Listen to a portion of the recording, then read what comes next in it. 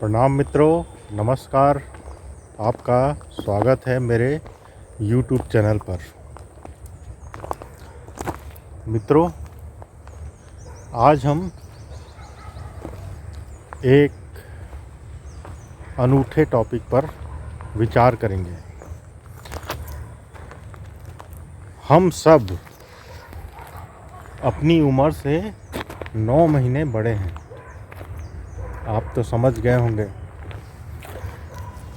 क्योंकि हम जब जन्म लेते हैं तो एक बिंदु के आकार के होते हैं।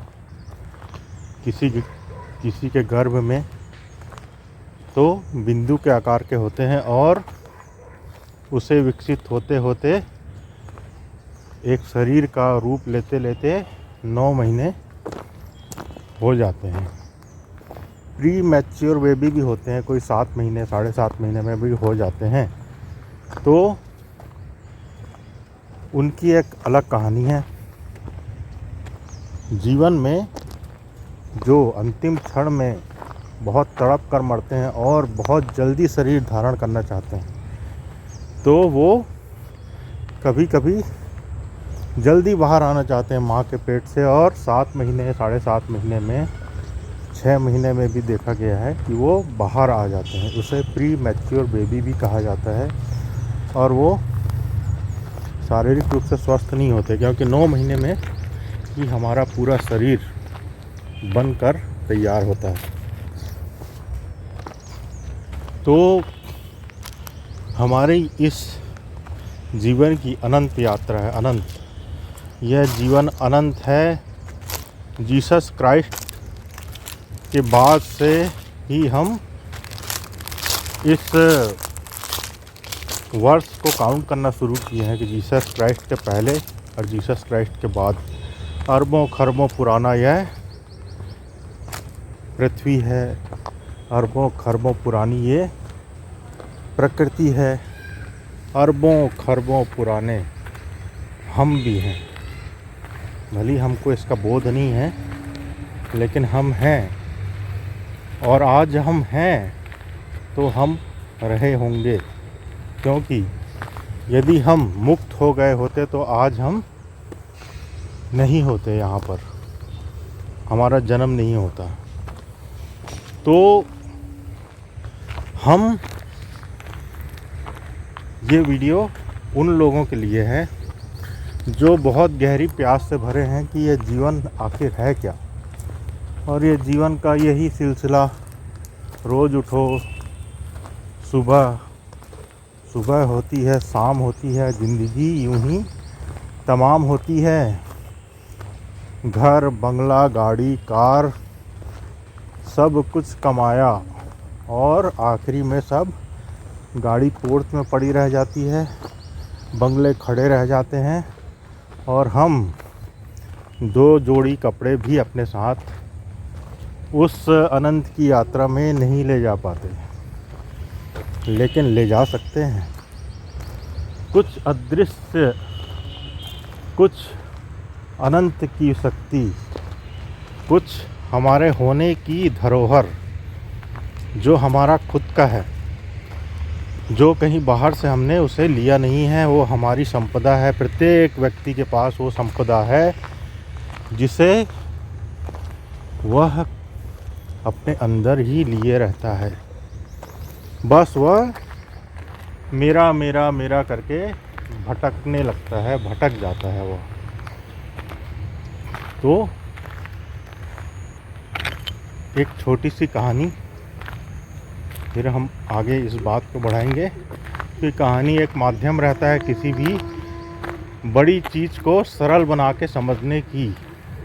एक बहुत अच्छी शुरुआत रहती है कहानी, क्योंकि कहानी में सार तत्व छुपा रहता है जो डायरेक्ट हमारे मनस्पटल को, हृदय को क्लिक करता है। तो एक छोटी सी कहानी, बात पुराने दिनों की है। एक व्यक्ति था जो समृद्ध व्यक्ति था।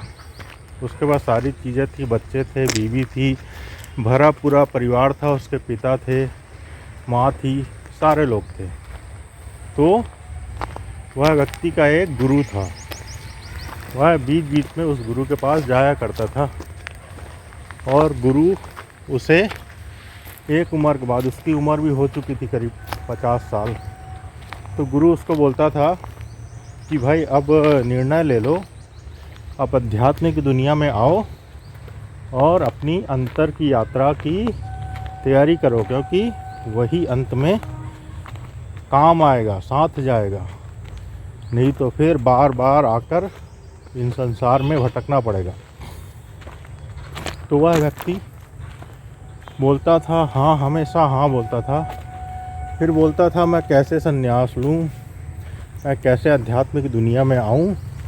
अध्यात्म का मतलब मित्रों यहाँ पे घर छोड़ना नहीं है।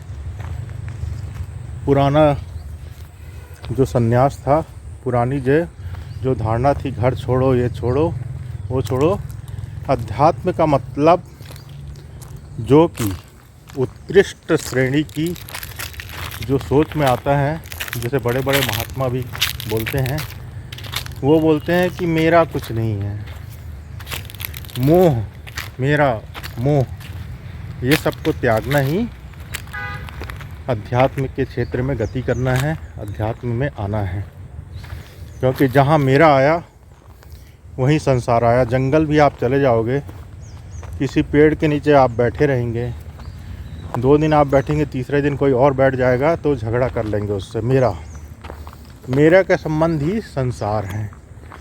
तो उसे बार बार चिताता था, उसे बुलाता था साधु कि चलो 15 दिन के लिए कम से कम मेरे साथ चलो, ध्यान करो, कहीं घूम के आते हैं।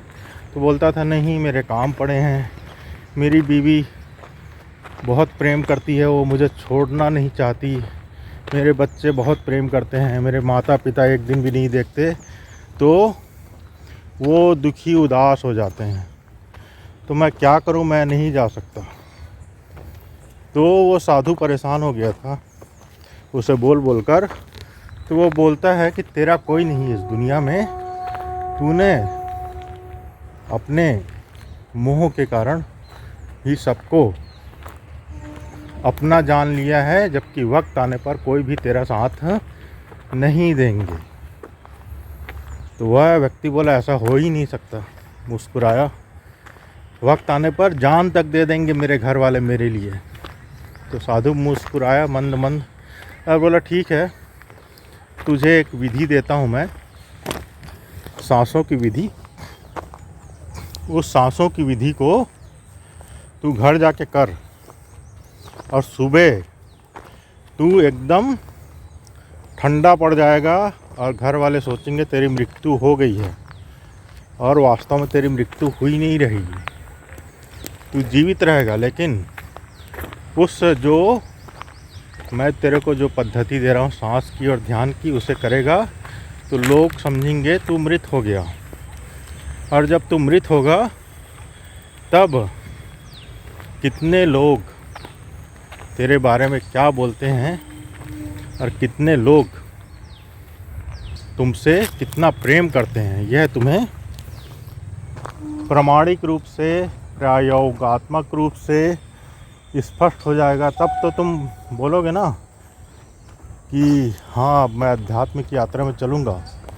जैसे कि तूने कहा कि तेरे लिए हर कोई जान दे देंगे, तुझे कुछ होने ना देंगे, तो यदि ऐसा ना हुआ तो उसने कहा जैसा गुरुजी आप बोलते हैं मैं आपके पैर पड़ के बोलता हूँ, यदि ऐसा नहीं हुआ तो मैं तुरंत ही आपके साथ चल दूँगा। बोला ठीक है बच्चा, जा।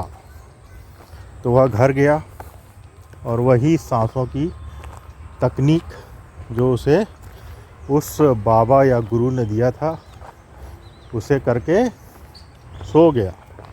सुबह वह एकदम उसकी सांस बंद हो गई, हाथ पैर ठंडे हो गए और घर वालों ने समझा यह मर गया, ये ख़त्म हो गया। तो घर वाले रोने लगे, चीखने लगे, चिल्लाने लगे, छाती फाड़ फाड़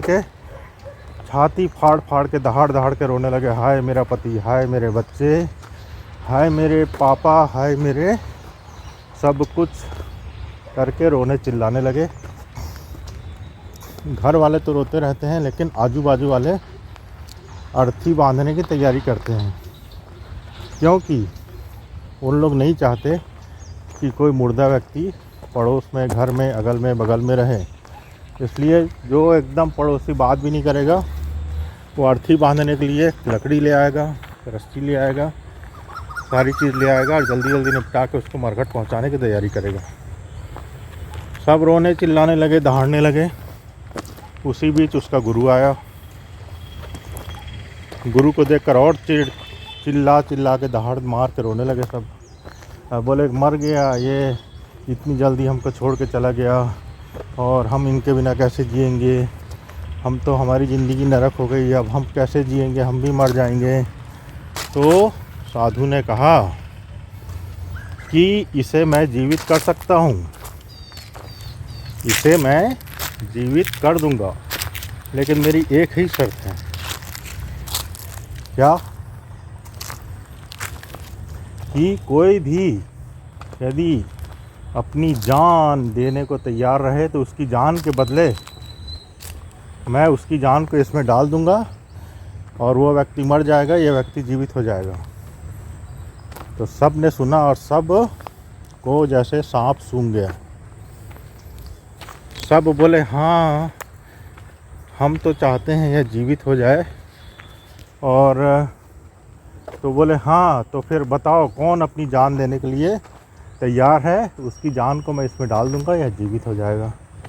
सब एक दूसरे का मुंह ताकने लगे और अंत में यह फैसला किए कि भाई जीवन मृत्यु जो है वो ऊपर वाले के हाथ में है। वही फिलॉसफी, हमारे हाथ में कुछ नहीं है, इनका समय आ गया था तो चले गए, हम जी लेंगे जैसे भी करके इनके बिना, और जो हो गया सो हो गया।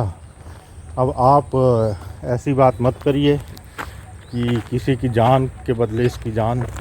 तो उन्होंने पत्नी से पूछा, तू देगी जान? साधु ने पूछा, बोला नहीं नहीं, अब वो तो चले गए हैं, उनका टाइम आ गया था, तो मैं क्यों दूं अपनी जान, मेरी तो उम्र बची हुई है। उसके माता पिता से पूछे तो बोले हम तो वैसे ही मरने वाले हैं कुछ सालों में, कुछ और दिन जी लें, जान दे के हम जल्दी क्यों मरना चाहेंगे, अब जो हो गया हो गया। बच्चों से पूछे तो बोले कि हमारी तो पूरी उम्र पड़ी है, कैरियर पड़ा है, शादी ब्याह, नौकरी चाकरी, तो हम क्यों दें जान। ऐसा करके सभी ने मना कर दिया। तभी उस साधु ने चुटकी बजाया और बोला, उठ उठ, देख सुन। और फिर उसे पुनः वो पहले जैसे साधु उसे कर दिया। अपनी ध्यान और श्वास को साधने के बाद और बोला कि देख लिया? तो वह व्यक्ति उठा और बोला, हाँ मैं देख लिया, मैं तो मर ही गया इन लोग के लिए, अब जी के क्या करूँगा, चलिए मैं आपके साथ चलता हूँ। और उठकर वो चलने लगा तो सभी उसके पैर को पकड़ लिए और बोले कि आप ऐसा मत जाइए, हमको छोड़कर मत जाइए, हम आपके पत्नी हैं, बच्चे हैं, माता हैं, पिता हैं।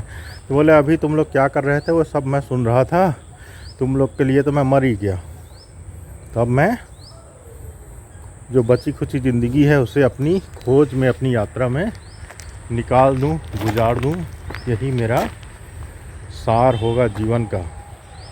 तो मित्रों, यह कहानी बहुत विचारणीय है, हम सभी के जीवन से जुड़ी है। तो हम क्या करें? तड़प तो है अंदर, लेकिन रास्ते नहीं दिखते।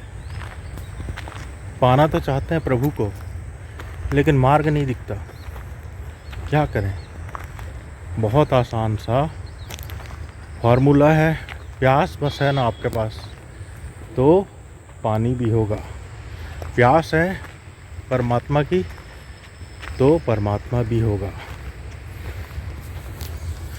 जन्म लेने के पहले माँ के स्तन में दूध आ जाते हैं, क्योंकि उसकी व्यवस्था पूरी पहले से ही निश्चित रहती है। तो क्या करें, क्या करें, क्या करें, क्या करें? बस यही, आपको हर दिन एक प्यास के साथ पूछनी है अपने आप से। और एक छोटी सी और जो कि आपको अध्यात्म के मार्ग में गहराई तक ले जाने के लिए सहायता करेगी, वो है एक साधु के पास एक व्यक्ति गया। ये दूसरी कहानी छोटी सी है। तो वह बोला कि मैं ध्यान को करना चाहता हूँ, अध्यात्म में जाना चाहता हूँ, अपने अंदर डूबना चाहता हूँ, मैं क्या करूँ। तो वह साधु बोला कि देखो भाई, 3 स्तर हैं हमारे शरीर के। यदि एक दिन तुमको भोजन नहीं दिया जाएगा, 2 दिन नहीं दिया जाएगा, 3 दिन नहीं दिया जाएगा, तो तुम जिंदा रहोगे कि नहीं। बोला हाँ जिंदा तो रहेंगे लेकिन कमज़ोर हो जाएंगे। तो वो दूसरा बोले कि तुमको 2 दिन पानी नहीं दिया जाएगा तो तुम जिंदा रहोगे। बोलेंगे बड़ी मुश्किल से, पानी खाना तो एक बार आदमी नहीं खाएगा चलेगा, लेकिन पानी के बिना मुश्किल हो जाएगा थोड़ा, पानी तो चाहिए ही। फिर भी 1 डेढ़ 2 दिन आदमी जिंदा रह जाएगा, ठीक है। अब बोले सांस के बिना तुम कितने दिन जिंदा रहोगे। तो वह व्यक्ति बोला महाराज जी, सांस के बिना तो हम 1 मिनट 2 मिनट भी जिंदा नहीं रह सकते, सांस के बिना तो हम मर ही जाएंगे। तो वह साधु बोला कि सांस ही सेतु है, बस उसे ही साधो। हमारा शरीर ये है, बीच में हमारी सांस या मन है, और तीसरे में हमारी आत्मा है। पहले में शरीर है, दूसरे में मन है, और तीसरे में हमारी आत्मा है। तो मन जो है वो बीच में रहता है, जो शरीर और आत्मा को एकदम तादात्म्य बना के रखता है, उसे एकदम जुड़ा हुआ महसूस कराता है। यदि आप अपने सांसों पर ध्यान देते रहेंगे 1 घंटा ही आपको प्रैक्टिस करना है।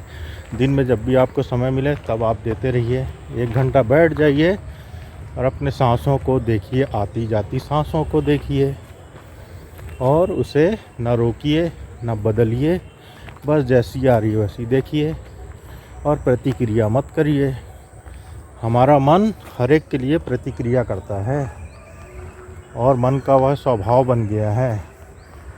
आप जैसे ही पिक्चर देखने जाएंगे, 3 घंटे आप स्टैचू की भांति आँख पलक खोल के आप पिक्चर देखेंगे, और आपको चींटी भी काटेगी तो भी आपको समझ में नहीं आएगा। लेकिन आप ध्यान करने बैठेंगे, चींटी नहीं भी काटेगी तो भी आपको लगेगा 10 चींटी आपके पैरों पे चढ़ के काट रही है। और हम फिल्म देख के आके थक क्यों जाते हैं? क्योंकि हम 3 घंटे आँख फाड़ के स्क्रीन को देखते हैं तो हमारी आंखें थक जाती है। बाकी टाइम हमारी आंखें नहीं थकती, क्योंकि हम पूरे टाइम अपनी पलक बंद करना भी भूल जाते हैं फिल्म देखते समय, तो हमारी आंखें में थकान आ जाती है। लेकिन ध्यान करने आप बैठो, आँख बंद किए तो लगता है प्रलय आ गया, भूकंप आ गया, धरती फट गई, बाहर कोई बड़ा सा कोई घटना घट रही है। आँख बंद किया तो कोई तलवार लेके गर्दन ही मत काट दे, आँख बंद है। तो तमाम तरह का विचार हमको आता है। तो आपको आँख बंद करके शिथिल होकर और सहज भाव से आराम पूर्ण आसन से बैठकर अपनी सांसों को देखिए। 15 मिनट से स्टार्ट कीजिए, आधा घंटा करिए, उसे 1 घंटे तक ले जाने का प्रयास करिए, और धीरे धीरे आप पाएंगे कि ना ये शरीर है और ये मन है और ये आत्मा है। जैसे जैसे आप ध्यान करते रहेंगे सांसों का, तो वो जो बीच का जो मन है वो पिघलने लगेगा,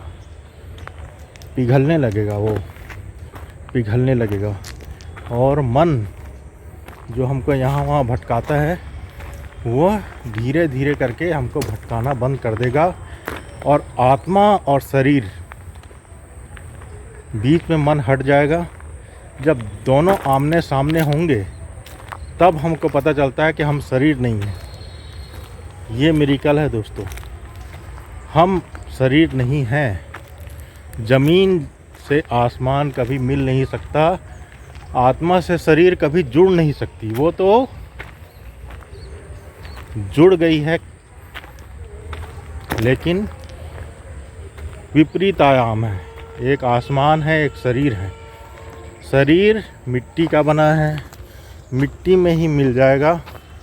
आत्मा अदृश्य है और अरूप है, वो अरूप होकर परमात्मा में खो जाएगी। यदि मन जुड़ा रहेगा आत्मा से तो फिर वो नया शरीर खोजेगा। मृत्यु हुई नई शरीर, मृत्यु हुई नई शरीर। यदि मन खत्म हुआ तो आत्मा के पास विलीन होने का सिर्फ एक ही रास्ता बचता है, वो है परमात्मा।